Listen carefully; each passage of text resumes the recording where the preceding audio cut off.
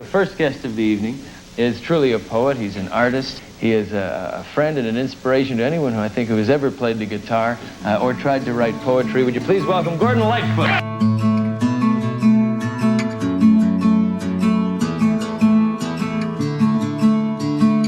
All I'm after is to be on your winning side. All I need is to be turning back the tide. 'Cause I care too much for the life that I led. What you're thinking could be anybody's guess. This is Carefree Highway Revisited, the show that celebrates Gordon Lightfoot's music song by song, a proud member of the FM Podcast Network. I'm your host, Mike Messner, and with me today is a fellow Lightfoot fan making his fourth appearance on the show, Jeffrey Coast. Jeffrey, thank you so much for joining me today. Well, thank you, Mike. It's wonderful to be back on the show again. Now, before we go any further, remind us where you're from and then tell us what's been going on with you since the last time you were on the show. Well, I'm from good old Northeast Ohio, live about 1 hour outside of Cleveland. I'm about a little bit, if anyone's familiar with Youngstown, Ohio, I'm actually about 25 minutes living from there. Well, some things have changed. I've actually started a new job last summer and working as a sales rep for a tobacco company, so that's new. Traveling in the territory, get to meet some interesting people. And so it's a nice little stretch. But on the music side of things, it's got some wonderful opportunities. I've gotten to meet some really talented musicians. And I'm actually getting ready to start recording some songs in the near future. TBD on that, but it's coming. Now, you wanted to talk about All I'm After on today's program. So I'm wondering, what's the reason for wanting to talk about that? What does the song mean to you, Jeffrey?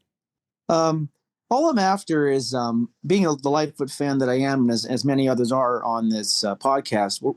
We all love Lightfoot's deep tracks. And I really have to agree with Bob Dylan when he said that there's not a bad song that Gordon Lightfoot wrote, and there's a song that he did not like. And I love a lot of his deep tracks on his albums. There's just some really, really good gems in there. And this one is one of them. I really like it because, well, again, I mentioned this before too. It has to go back to, I'm really close with my dad. And this was a song that he had on his cassette tape that he had recorded from the vinyl.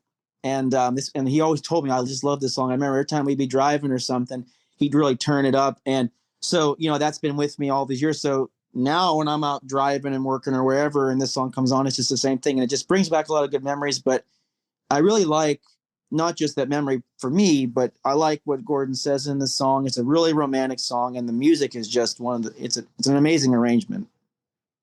Do you have a personal anecdote about that song and what it means to you?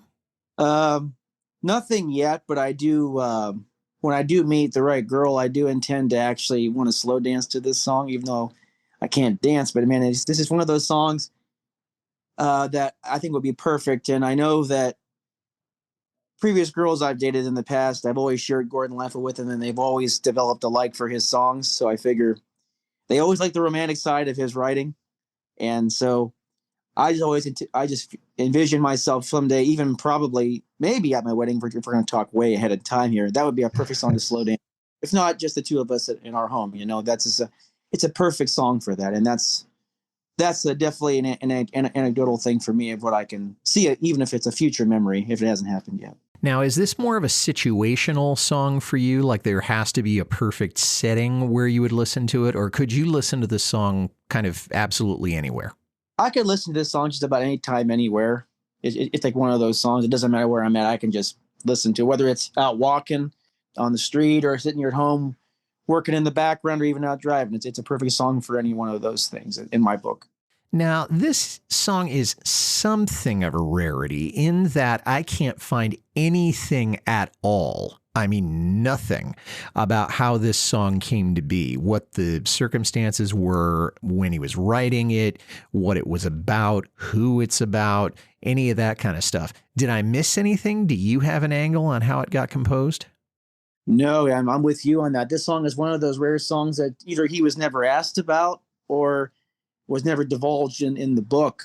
I can only imagine. I know some of the songs that he recorded, I always thought when it came to album time, as he often said in Jennings' book, he would go into a writing session. He would write, 12, 13 songs. In my mind, I always thought that those songs that appeared on those albums he wrote for were the ones he wrote during those sessions. But then again, you look at songs like Go My Way or even Blackberry Wine were all written either in 1971, then written in like 1968 and then recorded in 1970. And then Blackberry Wine copyrighted 1979, recorded 1981. So it could be anybody's guess on this song. I would imagine that he most likely wrote this probably for preparing for those album sessions for Shadows. I feel like that it's probably a good guess, but it's really who's to say because we don't know. Well, let's jump into the words a little bit. There's a lot to go over here. All I'm after is to be on your winning side. So the implication here, I guess, is that he isn't on her winning side at this moment, but he either wants to get there or he wants to get back there. All I need is to be turning back the tide. And I'm not sure if that means he wants to change the past, which of course is a fool's errand, or maybe he wants to change the course of the relationship. It's hard to say. 'Cause I care too much for the life that I led, and that's where I got stumped. So what do you think he's talking about here? It comes a good question because when I first heard the song way back, without looking at the lyrics, it almost sounded he said the life that I lived, but then I saw in future listenings, he said the life I lead. So in my mind, it feels like that he's referring to his life as a musician, as a touring, recording musician who's not home very much.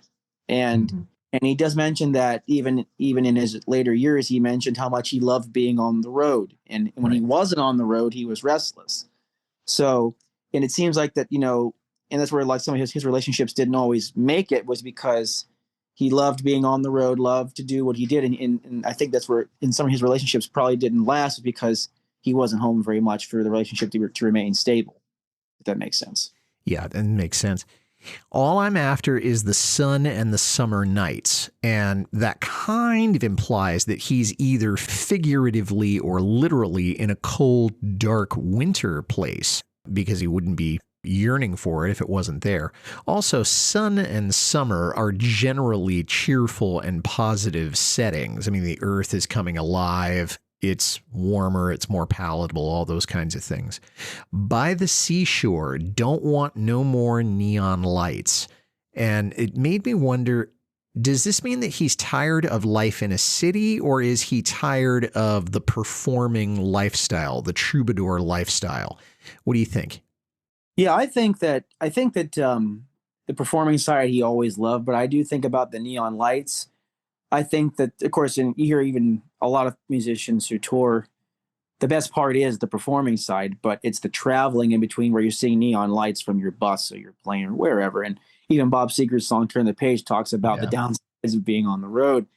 So I could see where the traveling side, seeing neon lights, can get boring. Being on stage is probably where it's the best 2.5 hours. You're good, but then the rest of it's a grueling traveling schedule. So I could see where he's on the road, and traveling can get you very tired, whether again flying or on the bus. And wanting to get back to a more simplistic thing, and we know that he loved being in nature and going on canoe trips. He always did canoe trips before he did recording sessions, because it got him also back into shape for going on the road. So it was like a way to pull away to recharge. So to want to be on the seashore, when the sun and summer nights, it sounds like that's a place to recharge, rest, get away, and just disconnect and be where in a place where there's nothing demanded of you. Yeah, and when there's nothing demanded of you, you're probably in a better place to write and to compose music. And we know that he did a lot of composing in conjunction with those canoe trips.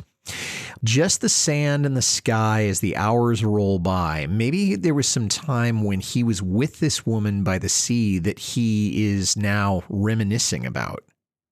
And then he says, ain't it funny how the world seems to be back there in my dreams? And obviously dreams has a whole bunch of different possible connotations here. Do you have any idea about what he was trying to say here? Yeah.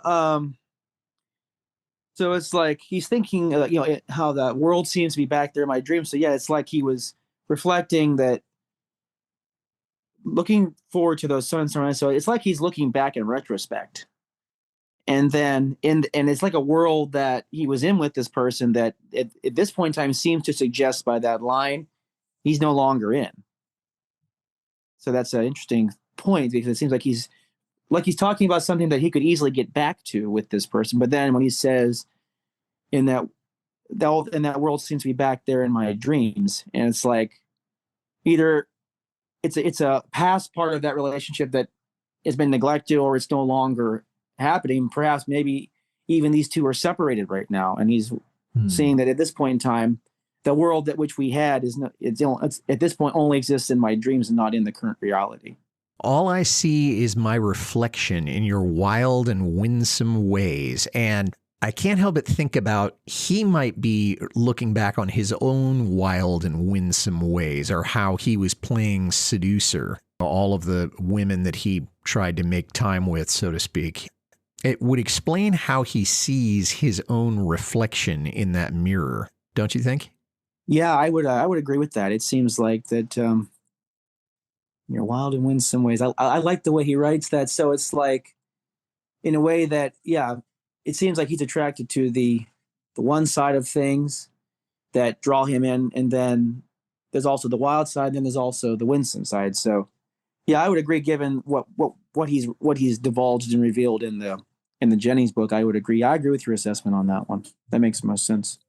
All I'm after is to be the flame in your tattoo, be the one girl who can thrill me through and through. This is just a guess, but I must confess it feels better being certain. And he isn't certain about where he stands at this point, and that bothers him. That's a major part of the human condition, isn't it? We don't like uncertainty. But now he's talking about, please excuse my truthfulness. And does that kind of imply that he hasn't been 100% truthful before? Is he being blunt to the point of making this person uncomfortable? Any thoughts? Yeah, it seems like maybe perhaps there wasn't a whole lot of honesty he feels on his part. And maybe he felt that he never quite really said how he really felt. Mm-hmm. Or perhaps even says, please excuse my truthfulness. It almost sounds like he's being blunt. Like, please forgive me for being blunt, but this is exactly how I feel about this. Whether or not you might agree, this is how I feel. And I'm basically laying my cards on the table. That's my interpretation of that. You're listening to Carefree Highway Revisited. We'll be right back after a word from a podcast partner or two.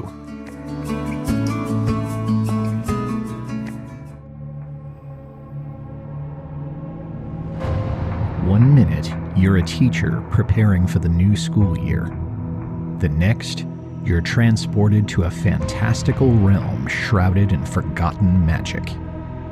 The creatures around you think you're a long-vanished mage. You have no technology. You have no memory of how you got here, and no idea how to get home. All you have is misplaced magic. Haladar, the Last Surveyor, is the new fantasy novel by acclaimed author Rob Perrier. Available now on Amazon.com and robperrier.com.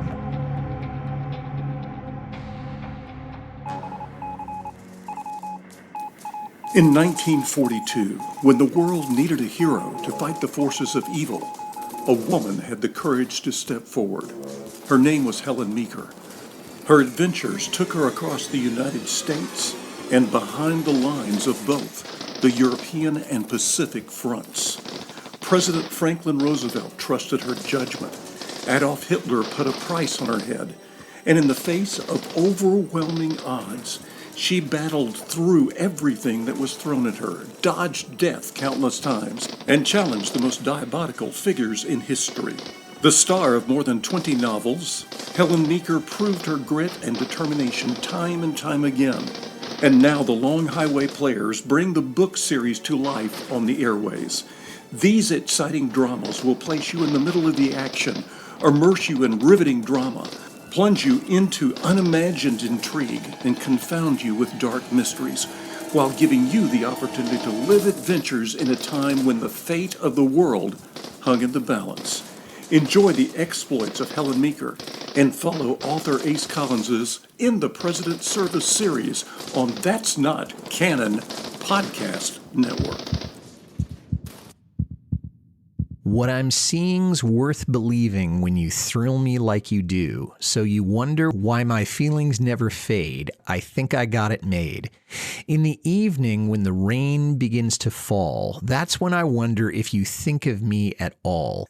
And I wonder, why is it the rain that makes him so thoughtful? It does remind me of Looking at the Rain, which of course is one of my very favorite Lightfoot songs from his somewhat earlier days.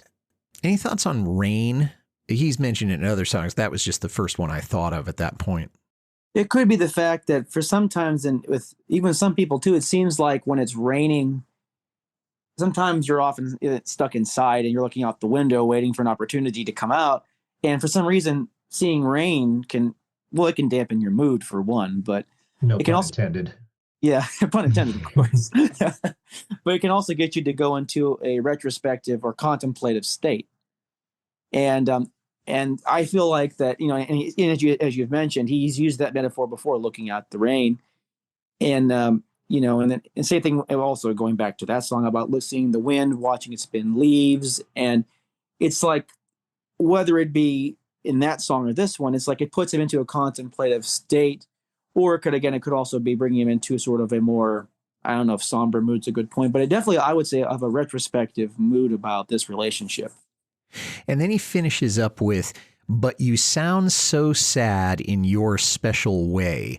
And I'm wondering, has he been talking to this person and heard her voice? And because he knows it so well, he can hear the intonations. Where's that coming from? Yeah, it seems like, and I can see this where perhaps, and this is all speculation on my part, but it could be perhaps, again, being in that reflective state, being stuck inside looking out, you think, I think I should give him a call to see how she feels about this. And let's say on that chance she does pick up and they had that conversation, and you sound so sad in your own special way, it almost sounds like that how he's feeling could be very well that she's feeling the exact same way he is in that moment, in her own way. So the song originally appeared on Shadows. That was his 14th original album. It was released in 1982. It's the 8th song on the record, so it's way down there. It was not released as a single. The album went to 16 in Canada, 87 in the US. It didn't chart in the UK, in Australia, or in New Zealand. I gotta tell you that my favorite musical aspect of the song has to be the finger picking. It's very familiar, and it's a style that I've used myself a lot. It's very common in folk music, but as usual, the way Lightfoot played it was flawless and absolutely correct. What's your favorite musical aspect of the song, Jeffrey? I really like, there's two elements I like a lot. I like the brushes that Barry Keane does in the back. It's a very nice touch, but I really, really love what really stands out in the song is Pee Wee Charles' slide dobro work on this. I mean, that really, I've had the pleasure of speaking to Ed Ringwald through the Facebook on the Lightfoot fan page. He's such a very nice gentleman. Mm-hmm. And I've complimented him a couple of times because I just love his work, but that is such an intricate, sweet part of that song. It just makes the song so well. And the fact that it's rare where the lead line is not being done by Terry Clements on his guitar, but rather Terry's playing more of a almost tremoloed guitar line behind it on his Gretsch. But I just love that slide dobro work, and it's really well tasteful. It's very well timed. It gives a really nice sweet, maybe bittersweet would be a good word to use into that song. It's very nice, wonderful touch. Lightfoot had an awful lot of people playing on this. The best guesses that I have about who played what, besides Gordon himself. Rick was playing bass, Terry Clements was playing lead guitar, Barry Keane was playing drums and percussion, Michael Heffernan on keyboards and synthesizer. That's the key members of the band right until Gordon passed away. Pee Wee Charles on steel guitar and dobro. He was still with the band. Dean Parks on electric guitar. Herb Peterson on harmony vocals, and then Patrick Miles on electric guitar. So, as we say, a lot of people that contributed to this album. We don't know exactly who played what instrument on this song. That's just my best conclusion. Something interesting about this is that Gordon only played this song in concert one time, and it was in October 1981 at Northrop Auditorium in Minneapolis. So this is before the record came out. And I got to wonder, why didn't he play it more often? It's a great song. You have any speculation about that? It's possible that he himself maybe was not all that fond of it, and he played it one night and maybe was like, I don't want to do this song again. It's kind of interesting because there's some of those songs, like you always wonder if he ever did, like Tattoo, for example, was never played live. Right. And I actually was just breaking off for a moment about that song, but I did manage to hear a bootleg recording that a fan posted on YouTube from 1984, and you could hear someone in the audience calling out Tattoo, but he went and did something else. But I thought that was kind of interesting. But I just think it might have been a song that we know that he had a rotating list of songs, and at that time, from what I understand, he never really had a concrete set list. No. So I feel like that perhaps he tried it and to see if the audience really liked it. Maybe they didn't, or maybe he just felt, I'd rather do these other songs instead that might be better ones to drive up. Possibly he also was doing songs from the album that were the singles, like Baby Step Back or In My Fashion, something that would get the airplay. And I think since that was such a deep track, he might have just tried it once to see how it went and then maybe decided he wasn't going to play it anymore. Very likely. And we've certainly seen that with other songs that we've talked about on this show. I can't find any official covers of this song. And when I say official, I mean that were released by a label. I'm not talking about somebody just playing it in front of a phone and then uploading it to YouTube. Do you have any ideas about who you would like to do a cover of this song? Because honestly, I'm stumped on this. I don't know that I could hear anybody really doing it. I thought this over of who I could think of. Somebody now, if it was one of Gordon's contemporaries, the one I think who could do it justice would be Jimmy Buffett, because it has very much a style of a song that he would write. Because you think Jimmy Buffett, you think of the sand, the sea, floor, warm places, and this song would feel like a very good place to be. A song played on a beach because it just has that very good feel. So if that was one of his contemporaries, I feel like Jimmy Buffett would have been a good one to try at least attempt. In a modern setting, kind of feeling how it's very hard to decide the modern artists who could do this song justice. It's hard on my mind. There is one in terms of that 3/4 waltz that comes to mind, is that Thinking Out Loud by Ed Sheeran. He might be able to do an attempt on it. It does lyrically and sometime with the beat have a little bit of a vibe that he could definitely tap into. So I think he might be one who could pull it off. I'd have to think about that. That might work. All right, thanks. Any other closing thoughts on this song, Jeffrey, as we are kind of winding down here? Any parting shots at All I'm After? Not too many others about it, but just that I feel like, as I know, there's a couple of thoughts I had when we were talking about him going back to the images of sailing and all that, and a thought did occur to me that in the Lifewood biography, it was mentioned that when he started dating Kathy Coonley, if we could assume, this song is probably about her most likely, because I know their relationship was on the rocks at this time. And they were separated, and I know that he had mentioned in the biography about disappointment that she didn't come up for his Massey Hall concerts. I think it was 1981. She didn't come up, and he hoped she would. But she did often go sailing with him in the late 70s and up to that time. So one could assume that it could very well be him thinking about her and reminiscing about that relationship, because you can get a feel for where he was at that time, that he wanted that relationship to work out. Okay, thanks. Before we let you go, how can people find out about what you're doing musically? Your things that you've been up to, things that you are up to now, all of those good things. How can people find out about Jeffrey Coast's music?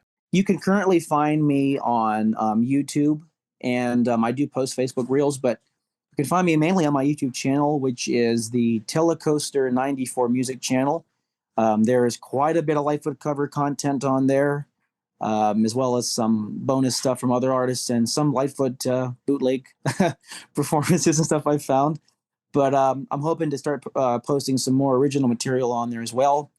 You can find me on Facebook too, which is Jeffrey R. Coast, Jeffrey R. Coast on there. And I do post reels on there too of stuff that links to YouTube. So that's where you can find me at this time, but there'll be more down the road once I get some stuff set up with recordings. Jeffrey Coast, thank you so much for joining us. It's been a lot of fun every time you've been on the show, and thank you for turning me back on to this song, and really looking forward to having you on the show again in the future. Well, that's absolutely my thank you for having me. It was a great time, and I'd love to see you, to be back on here again. And thanks for listening, everybody. If you like this well enough to listen to the whole thing, tell somebody about it. Carefree Highway Revisited is on Apple, Spotify, Acast, or wherever you get your listening matter. I'd like to make a special request for you to visit my Patreon page. I love this show so much, and I want to keep it going, and you're in a position to help. Please head over to www.patreon.com/Carefree Highway Revisited. $1 or $2 a month is all I ask. You can reach me, Mike Messner, at teachermike72@gmail.com. Well, our next episode is going to feature my guests, Kevin and Aaron Hester from Iowa, and they have been on this podcast before a few times, and they and I will be discussing the song Miguel from the 1971 Summer Side of Life album, and that episode will be coming out approximately the third week in May 2025. Until then, for Jeffrey Coast, this is Mike Messner reminding you, run for the roses, but don't forget to stop and smell them. We'll see you next time.